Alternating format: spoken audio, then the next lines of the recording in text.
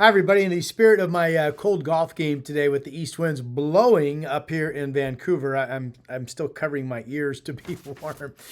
I thought I would give you a quick update on just what some of the more notable wind gusts were. They weren't out of the ballpark, but PDX, the airport along the Columbia River, that's right in the main outflow of the Columbia River Gorge, did in fact have a high wind spike of 50 miles per hour. So that certainly verifies the wind advisory for the east side areas near the gorge that the National Weather Service put out. That wind advisory remains in effect at this point until 7 o'clock Friday morning, and then it probably will be allowed to expire.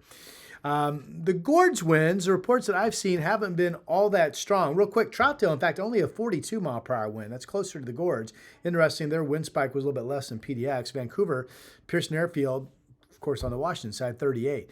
And then in the gorge itself, Crown Point, and this was early this morning, the 6 o'clock hour, had a 73 mile per hour wind gust. Remember, they had an 87 mile per hour wind gust at the Vista House. I think that was, when was that? Tuesday morning, Wednesday AM, around 1 a.m. So the wind's not as strong today. And in fact, during the heart of the day, Crown Point kind of hung out around 60 mile per hour peak wind gusts. So, thankfully for the folks in the gorge, the reports that I have seen anyway, the winds weren't just out of sight strong. That wind warning continuing for the West Gorge for a potential of at least 50 mile per hour winds along I-84, maybe stronger into 7 o'clock Friday morning as well. So we'll have more sunshine on Friday.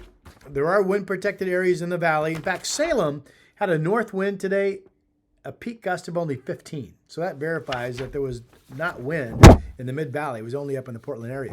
So if you live in one of those spots where you didn't get any east wind today, you won't tonight either, and you should expect low temperatures at least in the mid-20s, if not the low 20s.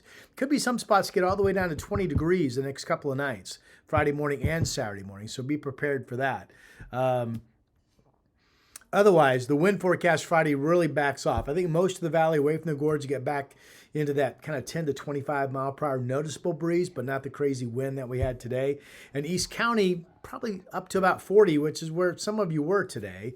And then on Saturday, we'll take the winds down a little bit more like 5 to 15 away from the gorge, and gusts maybe only 30 in East County. And then by Sunday, those winds really are just light away from the Columbia River Gorge. I don't have any rain chance on Sunday. I pulled the plug on that. We could have some showers Sunday overnight and a Monday, and then more of a rainy day on Tuesday. And that's a real quick look at your update. I really just wanted to give you what some of the winds were. I'll talk to you soon.